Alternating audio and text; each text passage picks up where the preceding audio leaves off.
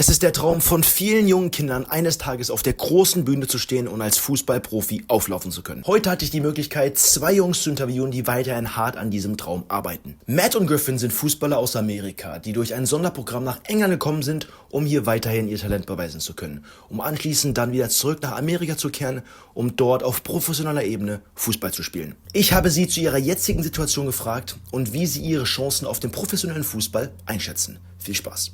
So, who am I joined with today? Griffin. Now, Griffin, you came to England.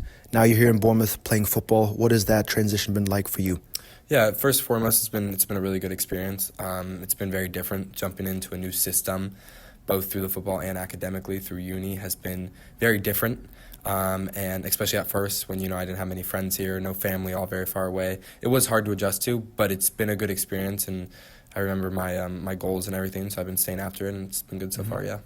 Now, you mentioned the football program. Are there any systematic differences that you have noticed compared to the U.S. in terms of how they structure the program? Yeah, I think so. So I think a lot of it is more focused, around team play rather than individual. I also think the recovery and training habits, this program that I'm a part of, I've never really been a part of something like this exactly before. And I also think a lot more it's focused on kind of the tactical side of the game rather than the technical ability, which I think they focused on a bit more in the U.S. Mm-hmm. So that's definitely the main difference. Now, what is one thing that you've noticed that makes this group so special that you play football with? I think the biggest thing has just kind of been like the resilience. I think, we've had a lot of ups and downs, and obviously coming from America, it's very easy that, we could have just kind of folded at many points throughout the year, and I think we stayed after it. We had a lot of guys who did leave, and we've had majority of the group stay, but I think the guys who have stayed, like they've really put in like a shift and have worked really hard, because it has been really hard being away from everybody, but we're happy we got through it, so yeah. Talk to me about some of the pressures, difficulties adjusting, coming to a new country by yourself. What's that been like? Yeah, it's for me personally, I'm a big family guy. So at first it was very, very hard for me to kind of be away from my family at like 4 or 5 months at a time. Mm-hmm. That was very hard for me. But the pressures kind of just, it's nothing different almost in a way. They just kind of include like the same old, like just pushing your standards. The expectations are the same, doing the best that you can, and just the right kind of recovery and sleeping habits. And yeah, it's all just kind of the same. Mm-hmm. You get used to it. What's one thing you miss from America?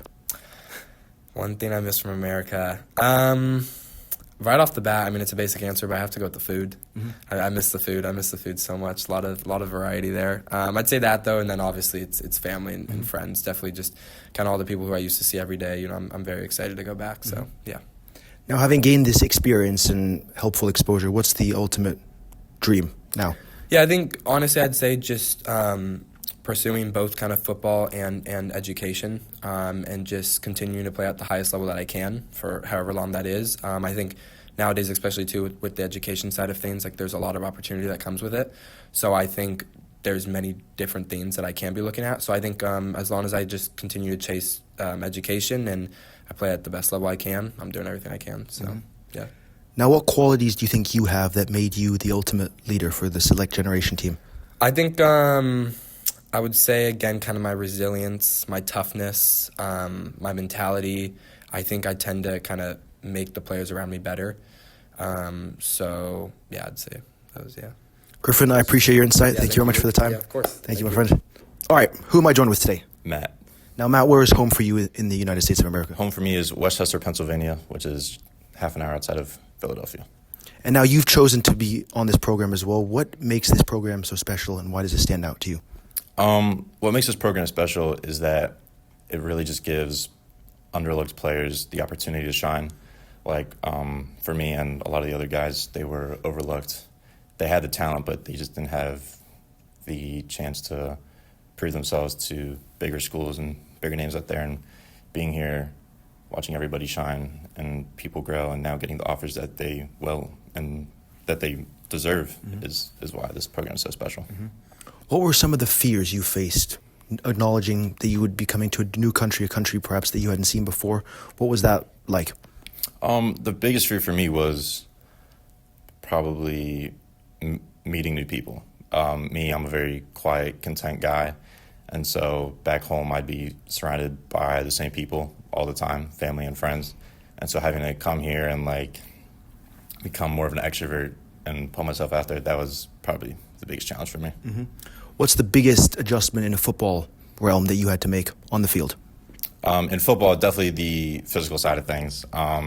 Having to play against grown men that are 35, 40, a lot bigger than you. Some of them are got the big old bellies. It's definitely a lot different, and something we adjusted to over time. And we've now gotten a lot more comfortable and confident with. What was it like being able to balance academics and sports and being able to compete on the highest level? It was nice.